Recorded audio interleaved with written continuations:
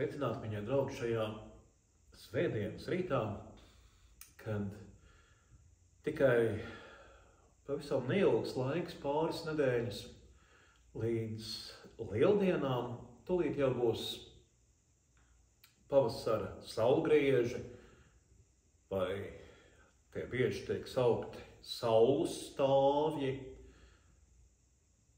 Tātad laiks arvien vairāk iet pretī gaismai, pretī jaunam dzīvības plaukumam dabā ap mums, un šajā svētdienas rītā ir labs brīdis padomāt, kā tad ir ar dzīvību svaigumu,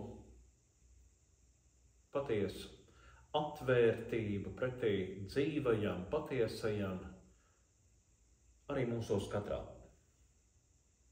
Un šo dzīvības un atvērtības un plaukuma noskaņu mēģināsim sevi ielaist gan ieklausoties vārdos no senas mūsu kristīgās tradīcijas, gan arī šajos skanošajos, vibrējošajos traukos, kuru skaņas un vibrācijas arī mūsu katru, mūsu būtību, fiziski, dvēseliski, mūsu maņas var ievibrēt un iekustināt, un tā arī mūsos kaut ko jaunu atklāt, padarīt dzīvāku. Bet šim pirms lieldienu laikam, man liekas, saistībā arī ar to, kas notiek ap mums pasaulē, mūsu pašu Latvijā un arī globālā skatuvē, ja tā varētu teikt, uzrunā vārdi no vēstules romiešiem jaunajā derībā, kur 12. nodaļā, 2. pantā, tā ir teikts: Netopiet šim laikam līdzīgi, bet pārvērtieties, atjaunodamies savā prātā, lai jūs varētu izprast, kas ir Dieva griba. Un arī vēl viens ļoti īsts pants no Mateja evaņģēlija 5. nodaļas šajā rītā man ļoti uzrunā. Viņš, tas ir Dievs radītājs, viņš liek saulei uzlēkt pār ļauniem un labiem, un lietum līd pār taisniem un netaisniem. Saka Svēto rakstu vārdi. Pirms dažām dienām braucu pa Zemgales, Sēlijas, Latgales laukiem, un jau dzērvis pie tām ir sastopams, gaiputnu, kāši, viens pēc otra atgriežas, un mēs varam just patiešām jaunus dabas procesus. Varam dzirdēt, varam sasmaržot, varam pieskarties tam, ko tad nozīmē dabā atjaunoties, būt dzīvam. Un patiesi ir labi ar šo dabas laika ritu būt kopā. Gan pavasarī, gan vasarā, gan rudenī, gan ziemā, kas jau māja ar dievas un dod vietu arvien vairāk pavasarim, ir labi šos laiku lokus tā vai savādāk dzīvi un klāt esošu pieredzēt, piedzīvot, lai mēs paši justos un būtu, ne tikai justos, bet būtu dzīvāki. Bet netapt līdzīgiem laikam aicina šie senie Bībeles vārdi, kas rakstīti jaunajā derībā. Kam tad tapt un kam tad netapt līdzīgiem? Kā saglabāt sevi? To, kas es, tu un es, mēs katrs pats esam, tie jau ir tie lielie jautājumi, kā netapt laikam līdzīgam, bet tajā pašā laikā būt klāt esošam tajā, kur tava klāt esamība ir patiesi nepieciešama, vajadzīga. Neizvairīties no dzīves izaicinājumiem, jautājumiem, uzdevumiem. Man liekas, ka īpaši šajā laikā, kad nereti grūti ir saprast, kas tad ir patiess, kas nav patiess, grūti ir izšķirot vienas melīgas, mānīgas ziņas no patiesām ziņām. Tieši šajā laikā šie ir tie svarīgie jautājumi. Netapt līdzīgam, pārņemtam, ar īslaicīgām, varbūt tuvredzīgām cilvēku iedomām, izgudrojumiem un tuvredzīgiem lēmumiem. Braukājot pa Latvijas laukiem, cik nu tas ir iespējams, cik nu atļauj laiks un līdzekļi, mēs redzam, kā vietu vietām, jā,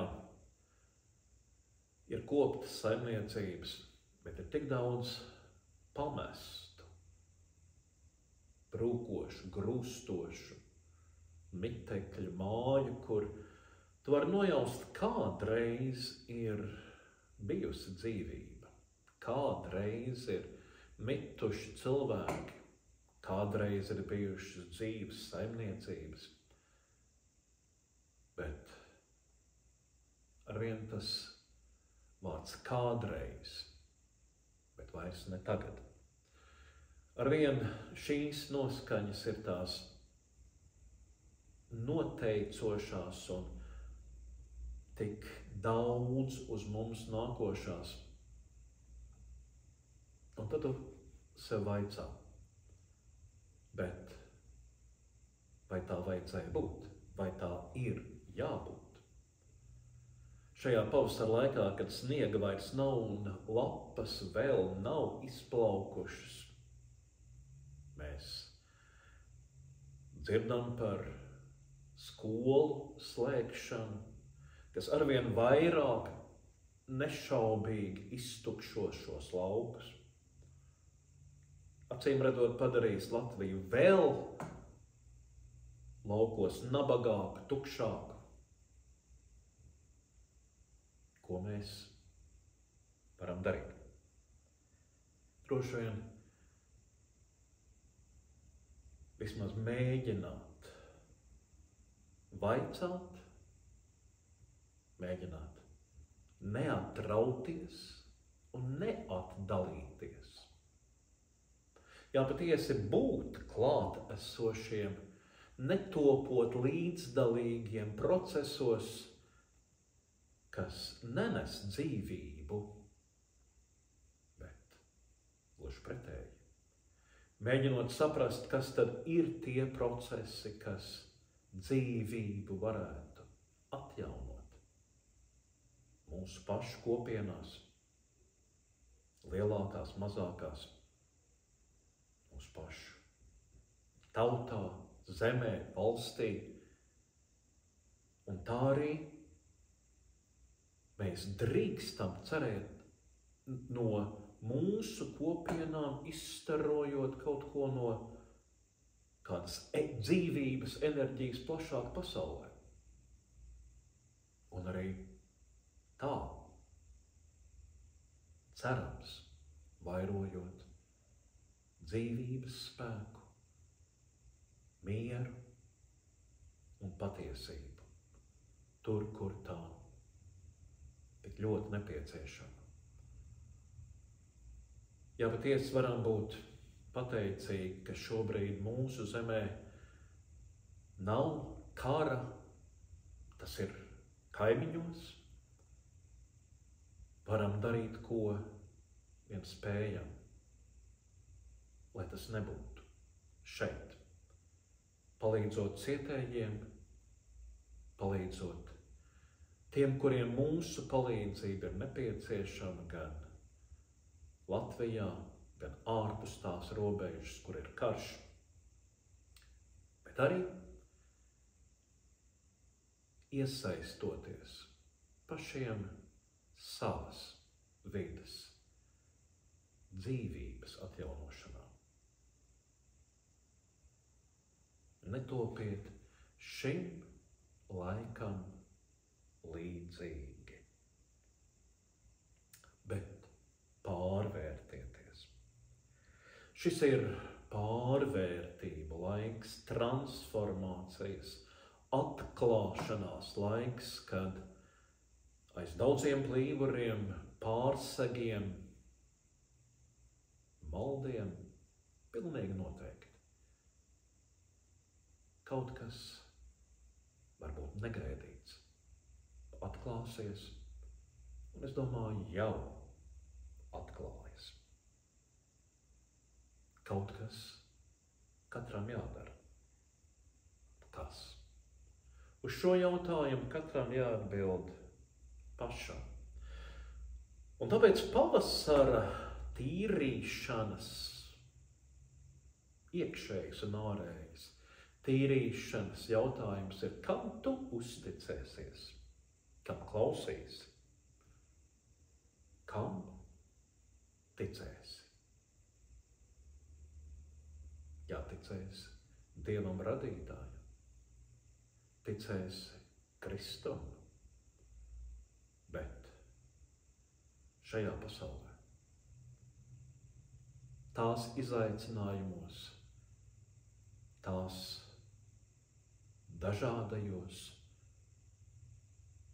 patiesību avotos, kas būs tavs avots. Kā tu izpratīsi šo laiku, kas tad ir tavā dzīvē Dieva griba. Pavasaris pirms lieldienu laiks neizbēgami tuvojas ar šo lieldienu brīnumu vēsti. Neizbēgami tuvojas ar arvien lielāku ārēju pavērsienu pretī jaunai dzīvībai. Vai un kā tajā līdzdalīgi esam un būsim mēs katrs. Neizbēgami ir pavasara tuvošanās. Tā visiem jāpieredz. Jo Dievs liek savai saulei spīdēt pār labiem un ļauniem. Bet kā mainīsies tajā tu? Kam līdzināsies? Kam savu uzticību, savu balsi šajā pavasarī, savu enerģiju, savu spēku uzticēsi? Lai mums svētī, sargā un vada Dievs, radītājs, Tēvs, Dēls un Svētais Gars. Un tagad nedaudz ieklausīsimies šajās skanošo trauku skaņās, kas mūsu iekšējās dzīvības enerģijas, mūsu sajūtas, mūsu emocijas, mūsu dzīvības enerģiju, tā vai savādāk, var iekustināt.